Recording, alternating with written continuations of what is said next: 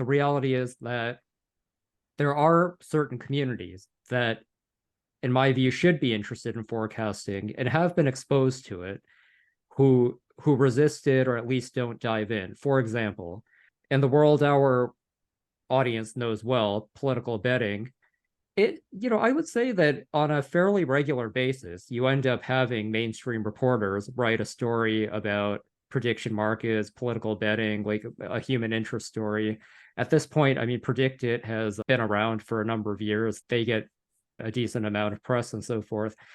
But it's not like these cable news hosts or whatever, or even journalists or whatever, even the ones who take the time to learn about it, report on it. It's not like they're featuring prediction market prices in their stories. It's not like they are inviting or not inviting guests based on their prediction record. It's not like people in our community are routinely feeded for commentary analysis, never mind running for office or something like that. And then, I mean, we could have a whole different community about the academic community. I mean, getting tenure at a university has absolutely nothing whatsoever to do with your prediction record. And this is in spite of the fact that a lot of terrific academics have written about this area, Robin Hanson and others who we know. So, I mean, before we move to the question of what to do about it, and I do want to talk about that, but I think the first question demands a bit of an answer, which is, why is it that so many of these communities who should care about forecasting, who have a very strong incentive to care about it, who have been exposed to it, why are they not embracing it in the way that I think you and I would like them to? Yeah, I think I have basically no good answer. I think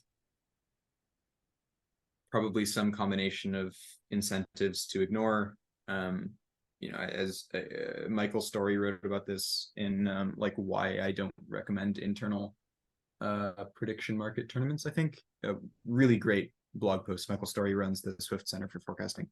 And like one of the things that he said was like, if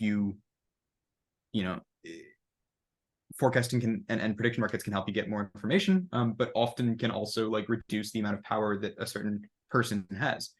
So like if there's one person who's making decisions and like their incentive is to get more power, they probably don't like there's a trade-off between getting more power and getting better information.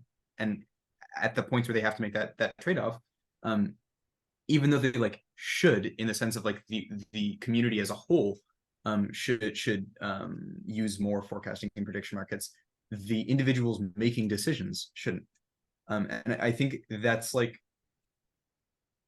I think that sort of becomes clear when you look at some of the communities that have adopted forecasting prediction markets, like EA, which I think is incredibly good at sort of like ignoring status or power to do things that are actually effective. And like, yeah, like I think people who have power in some EA positions like are very willing to give up their power in order to get better information and make better decisions that have more impact.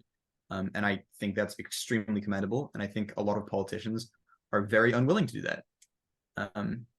And I think that's a very unsatisfying answer. But like, it feels like then the next step is to say, okay, what communities are there where they might care about truth and maybe they don't have to make that trade-off between caring about like prediction accuracy versus like power, or like that trade-off they're willing to make, like in EA.